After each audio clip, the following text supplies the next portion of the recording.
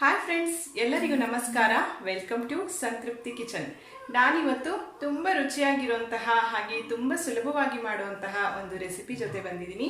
ಇದು ಬೇಯಿಸಿದ ಮಾವಿನಕಾಯಿ ಗೊಜ್ಜು. ಮಾವಿನಕಾಯಿಗಳನ್ನು ಉಪ್ಪು ನೀರಿನಲ್ಲಿ ಹಾಕಿ ವರ್ಷಗಳ ಕಾಲ ಸ್ಟೋರ್ ಮಾಡಿ ಇಟ್ಕೊಳ್ಬೋದು. ಈ ಸ್ಟೋರ್ ಮಾಡೋದು ಹೇಗೆ ಅನ್ನೋದನ್ನು ನಾನು ಆಲ್ರೆಡಿ ನಿಮ್ಮ ಜೊತೆ ಶೇರ್ ಮಾಡಿದ್ದೀನಿ. ಈ ಸ್ಟೋರ್ ಮಾಡಿ ಇಟ್ಟಿರೋಂತಹ ಮಾವಿನಕಾಯಿಯಿಂದ ಮಾಡುವಂತಹ ಒಂದು ರೆಸಿಪಿ ಇದು. ತುಂಬ ರುಚಿಯಾಗಿರುತ್ತೆ. ಖಾರವಾಗಿ ಹುಳಿಯಾಗಿ ಏನಾದರೂ ತಿನ್ನಬೇಕು, ಯಾರಿಗೆಲ್ಲ ಊಟ ಸೇರೋದಿಲ್ಲ ನೋಡಿ ಅಂಥವರು ಸಹ ತುಂಬ ಇಷ್ಟಪಟ್ಟು ಇದನ್ನು ತಿಂತಾರೆ. ಹೆಚ್ಚಾಗಿ ಇದನ್ನು ಕರಾವಳಿ ಭಾಗದ ಹವ್ಯಕರ ಮನೆಗಳಲ್ಲಿ ಮಾಡ್ತಾರೆ. ಈ ರೆಸಿಪಿಯನ್ನು ನಾನು ಯಾವ ರೀತಿ ಮಾಡಿದ್ದೀನಿ ಅಂತ ನೋಡ್ಕೊಂಡು ಬರೋಣ. ಬೇಯಿಸಿದ ಮಾವಿನಕಾಯಿ ಗೊಜ್ಜು ನಾನು ಇದನ್ನು ಎರಡು ರೀತಿಯಲ್ಲಿ ಮಾಡಿದ್ದೀನಿ.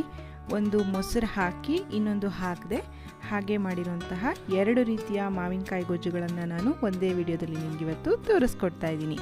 ಈ ರೆಸಿಪಿಯನ್ನು ನೋಡೋದಕ್ಕೂ ಮುಂಚೆ ಯಾರೆಲ್ಲ ನನ್ನ ಚಾನಲ್ಗೆ ಸಬ್ಸ್ಕ್ರೈಬ್ ಆಗಿಲ್ವೋ ಪ್ಲೀಸ್ ನನ್ನ ಚಾನಲ್ನ ಸಬ್ಸ್ಕ್ರೈಬ್ ಮಾಡಿ, ಪಕ್ಕದಲ್ಲಿರೋ ಬೆಲ್ ಐಕಾನ್ನ ಕ್ಲಿಕ್ ಮಾಡಿ. ಬನ್ನಿ, ತುಂಬ ರುಚಿಯಾಗಿರುವಂತಹ ಈ ರೆಸಿಪಿಯನ್ನು ಹೇಗೆ ಮಾಡೋದು ಅಂತ ನೋಡ್ಕೊಂಡು ಬರೋಣ. ನಾನಿಲ್ಲಿ ಬೇಯಿಸಿ ಉಪ್ಪಲ್ಲಿ ಹಾಕಿಟ್ಟಿರುವಂತಹ ಎರಡು ಮಾವಿನಕಾಯಿಗಳನ್ನು ತಗೊಂಡಿದ್ದೀನಿ. ಇದನ್ನು ನಾನು ಹೋದ ವರ್ಷ ಏಪ್ರಿಲ್ ತಿಂಗಳಲ್ಲಿ ಮಾವಿನಕಾಯಿ ಸೀಸನ್ನಲ್ಲಿ ಹಾಕಿಟ್ಟಿರುವಂತಹ ಮಾವಿನಕಾಯಿ. ನೋಡಿ ಎಷ್ಟು ಚೆನ್ನಾಗಿದೆ ಅಂತ. ಈ ರೀತಿ ಹೇಗೆ ಮಾವಿನಕಾಯಿಯನ್ನು ಶೇಖರಿಸಿಡಬೇಕು ಅನ್ನೋದನ್ನು ಸಹ ನಾನು ಲಾಸ್ಟ್ ವಿಡಿಯೋದಲ್ಲಿ ತೋರಿಸಿದ್ದೀನಿ. ಯಾರೆಲ್ಲ ನೋಡಿಲ್ವೋ ಪ್ಲೀಸ್ ಡಿಸ್ಕ್ರಿಪ್ಷನ್ ಬಾಕ್ಸ್ನಲ್ಲಿ ಲಿಂಕನ್ನು ಹಾಕಿರ್ತೀನಿ, ನೀವು ಚೆಕ್ ಮಾಡ್ಕೊಳ್ಬೋದು. ನೋಡಿ, ಈ ಮಾವಿನಕಾಯಿ ತುಂಬ ಗಟ್ಟಿಯಾಗಿದೆ. ಸೊ ನಾನು ಇದ್ರ ಮೇಲ್ಗಡೆ ಇರುವಂತಹ ಸಿಪ್ಪೆಯನ್ನು ತೆಕ್ಕೊಳ್ತಾ ಇದ್ದೀನಿ. ಸಿಪ್ಪೆಯನ್ನು ಹಾಕೋದ್ರಿಂದ ಕಹಿ ಬರೋವಂಥ ಚಾನ್ಸಸ್ ಇರುತ್ತೆ. ಹಾಗಾಗಿ ನಾನಿಲ್ಲಿ ಸಿಪ್ಪೆಯನ್ನು ರಿಮೂವ್ ಮಾಡ್ತಾ ಇದ್ದೀನಿ. ನೋಡಿ, ಹೋದ ವರ್ಷ ಉಪ್ಪಿನಲ್ಲಿ ಹಾಕಿಟ್ಟಿರುವಂತಹ ಮಾವಿನಕಾಯಿ ಎಷ್ಟು ಚೆನ್ನಾಗಿದೆ, ಎಷ್ಟು ಗಟ್ಟಿಯಾಗಿದೆ ಅಂತ. ನೀಟಾಗಿ ಈ ರೀತಿ ಇದರದ್ದೇ ಎಲ್ಲ ಸಿಪ್ಪೆಯನ್ನು ತೆಗೆದಿಟ್ಕೊಳ್ಳೋಣ. ಇದನ್ನು ಮಾಡೋಕ್ಕಿಂತ ಮುಂಚೆ 1 ಗಂಟೆ ಅಥವಾ 2 ಗಂಟೆಗಳ ಮುಂಚೆ ನೀರಿನಲ್ಲಿ ನೆನೆಸಿಟ್ಕೊಳ್ಳಿ. ಅಂದರೆ ಇದರಲ್ಲಿರುವಂತಹ ಉಪ್ಪಿನಂಶ ಕಡಿಮೆ ಆಗುತ್ತೆ ಅಂತ. ಚೆನ್ನಾಗಿ ಇದನ್ನು ನೀರಿನಲ್ಲಿ ನೆನೆಸಿಟ್ಕೊಂಡು ನೀರನ್ನೆಲ್ಲ ತೊಳ್ಕೊಂಡು ಇದನ್ನು ಯೂಸ್ ಮಾಡಬೇಕಾಗತ್ತೆ. ನೋಡಿ, ನಾನು ಈ ರೀತಿ ಇದನ್ನು ಕೈಯಲ್ಲಿ ತೆಗಿತಾ ಇದ್ದೀನಿ. ಹೋಳಾಗಿ ಬರ್ತಾ ಇದೆ. ಒಳಗಡೆ ನಾವು ಬೇಯಿಸಿರೋದ್ರಿಂದ ಇದು ಸ್ವಲ್ಪ ಮೆತ್ತಗಿರುತ್ತೆ. ಚೆನ್ನಾಗಿ ನಾನು ಇದರಲ್ಲಿರುವಂಥ ಪಲ್ಪನ್ನೆಲ್ಲ ತೆಕ್ಕೊಳ್ತಾ ಇದ್ದೀನಿ. ಈ ಮಾವಿನಕಾಯಿ ತುಂಬ ಗಟ್ಟಿ ಇರೋದ್ರಿಂದ ನಾನು ಈ ಥರ ಚಾಕುನಲ್ಲಿ ಇದನ್ನು ಕಟ್ ಮಾಡ್ತಾ ಇದ್ದೀನಿ.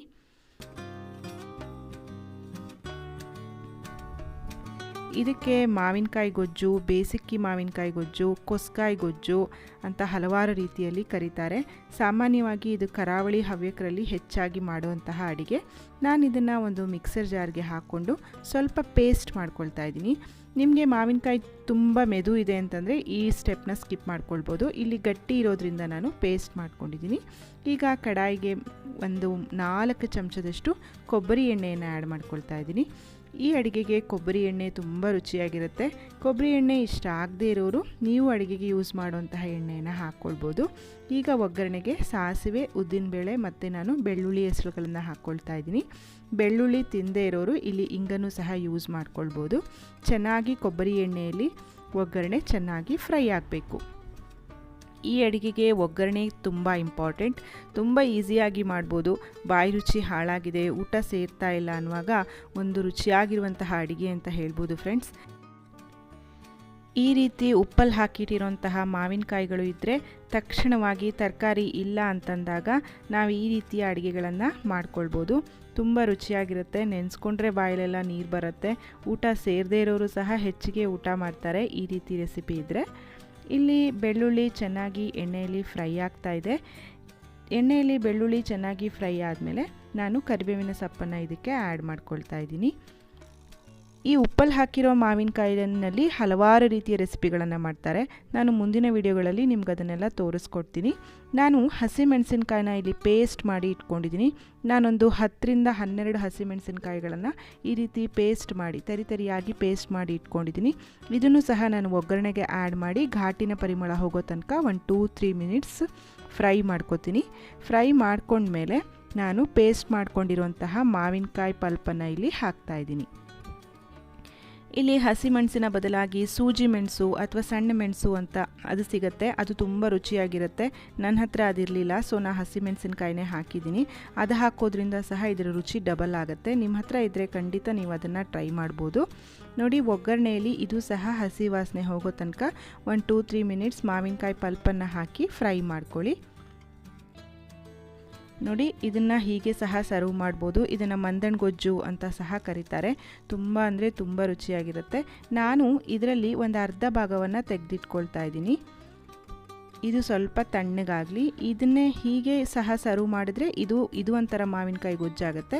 ಈಗ ನಾನು ತೆಗೆದಿಟ್ಕೊಂಡಿರುವಂತಹ ಇನ್ನರ್ಧದಕ್ಕೆ ಸ್ವಲ್ಪ ಬೇರೆ ರೀತಿಯಲ್ಲಿ ಮಾಡ್ತೀನಿ. ಇದಕ್ಕೆ ಸ್ವಲ್ಪ ನಾನು 1 ಚಮಚದಷ್ಟು ಬೆಲ್ಲವನ್ನು ಆ್ಯಡ್ ಮಾಡ್ತಾಯಿದ್ದೀನಿ. ಮಾವಿನಕಾಯಿಯಲ್ಲಿ ಹುಳಿ ಅಂಶ ಇರೋದ್ರಿಂದ ಸ್ವಲ್ಪ ಹುಳಿ ಕಡಿಮೆ ಆಗಬೇಕು ಅಂತ ನಾನಿಲ್ಲಿ ಬೆಲ್ಲವನ್ನು ಹಾಕ್ತಾಯಿದ್ದೀನಿ. ಸಿಹಿ ಆಗುವಷ್ಟು ಬೆಲ್ಲವನ್ನು ಹಾಕಬೇಡಿ, ಜಸ್ಟ್ 1 ಚಮಚದಷ್ಟು ಬೆಲ್ಲವನ್ನು ಹಾಕ್ಕೊಂಡ್ರೆ ಸಾಕಾಗತ್ತೆ. ಈಗ ಅರ್ಧದಷ್ಟು ಪಲ್ಪನ್ನು ತೆಗೆದಿಟ್ಕೊಂಡಿರೋದಕ್ಕೆ ನಾನು ಮೊಸರನ್ನು ಆ್ಯಡ್ ಮಾಡ್ತಾಯಿದ್ದೀನಿ. ಸ್ವಲ್ಪ ತಣ್ಣಗಾದಮೇಲೆ ನೀವು ಸಿಹಿಯಾಗಿರುವಂತಹ ಮೊಸರನ್ನು ಇದಕ್ಕೆ ಆ್ಯಡ್ ಮಾಡಿ. ಮೊಸರನ್ನು ಆ್ಯಡ್ ಮಾಡಿದರೆ ಇದು ಮಾವಿನಕಾಯಿ ಮೊಸರು ಗೊಜ್ಜಾಗುತ್ತೆ.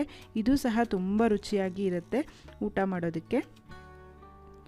ಈಗ ನಾವು ಮೊಸರು ಆ್ಯಡ್ ಮಾಡದೇ ಇರುವಂತಹ ಗೊಜ್ಜು ನಿಮಗೆ ವಾರಗಳ ಕಾಲ ಹಾಳಾಗದೆ ಹಾಗೆ ಸ್ಟೋರ್ ಮಾಡಿ ಸಹ ಇಡ್ಬೋದು. ಅದು ಸಹ ತುಂಬ ರುಚಿಯಾಗಿ ಇರುತ್ತೆ.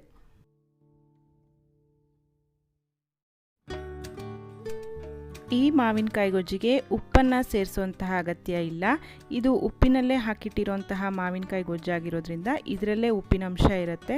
ಸೊ ಅದೇ ಸಾಕಾಗತ್ತೆ. ಬೇಕು ಅಂತಂದರೆ ನೀವು ಉಪ್ಪನ್ನು ಸೇರಿಸ್ಕೊಳ್ಳಿ. ನಾನು ಇದಕ್ಕೆ ಉಪ್ಪನ್ನು ಹಾಕ್ತಾ ಇಲ್ಲ.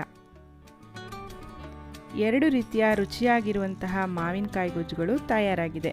ಖಂಡಿತ ಈ ವಿಡಿಯೋ ನಿಮಗೆ ಇಷ್ಟ ಆಗಿದರೆ ದಯವಿಟ್ಟು ಒಂದು ಲೈಕ್ ಮಾಡಿ. ಈ ವಿಡಿಯೋವನ್ನು ನಿಮ್ಮ ಫ್ರೆಂಡ್ಸ್ ಆ್ಯಂಡ್ ಫ್ಯಾಮಿಲಿ ಜೊತೆ ಶೇರ್ ಮಾಡಿ. ರುಚಿಯಾದ ಅಡುಗೆಗಳಿಗಾಗಿ ಸಂತೃಪ್ತಿ ಕಿಚನ್ಗೆ ಭೇಟಿ ಕೊಡಿ. Thank you for watching. Thank you.